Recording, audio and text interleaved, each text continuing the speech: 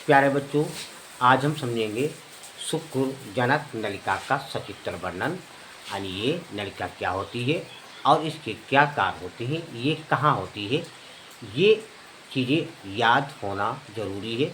तो जो क्वेश्चन होता है वो आसान हो जाता है, सरल हो जाता है।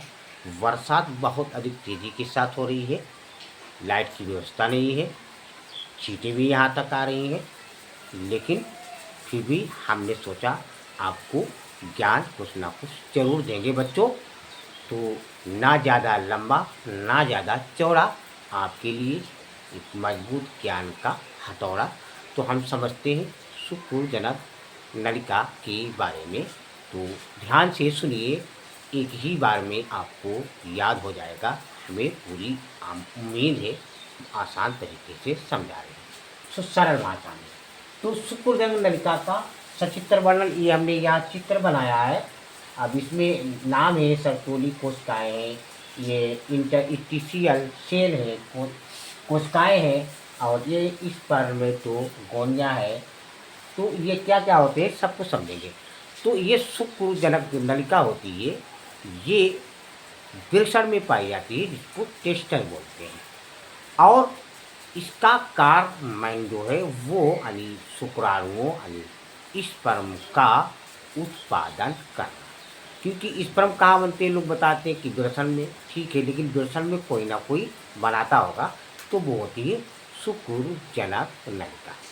तो वृषण यानी टेस्टिस में इसमें कई पालियाँ होती है। तो एक से यानी 3 जो है अतिकुंडलित नलिकाएँ होती हैं, और ये नलिकाएँ जहाँ पर होती है वहीं पर शुक्राणु का निर्माण होता है, उत्पादन होता है।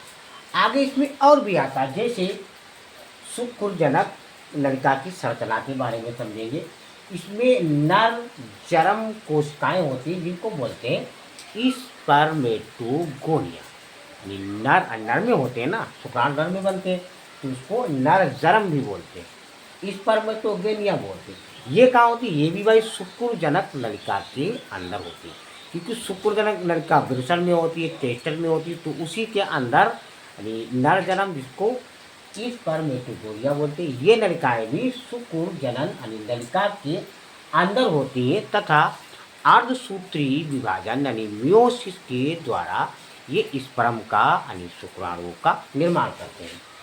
अच्छा, उसके बाद आता है सर्टोरी कोशिकाएं। अब सर्टोरी कोशिकाएं क्या करती हैं, ये कोशिकाएं नर जन्म जो कोशिकाएं होती हैं, नर जन्म कोशिकाएं, तो उन नर जन्म कोशिकाओं को ये पोषण उत्पन्न करती है सर्टोरी कोशिकाएं, और शुक्राणु जनन में ये सहायता भी करती हैं, जिनको हम सर्टोरी सेल भी बोलते हैं।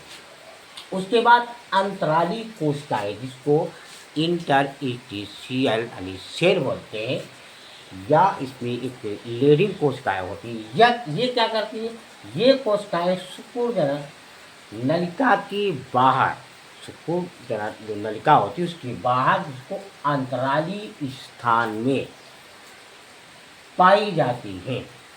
और ये जो नर हार्मोन को छोड़ते हैं, यानी टेस्टोस्टेरॉन हार्मोन को स्रावित करती है लेडिंग कोशिकाएं। तो ये थोड़ा सा हमने आपको यानी शुक्रजनक नलिका के बारे में बताया है बच्चों।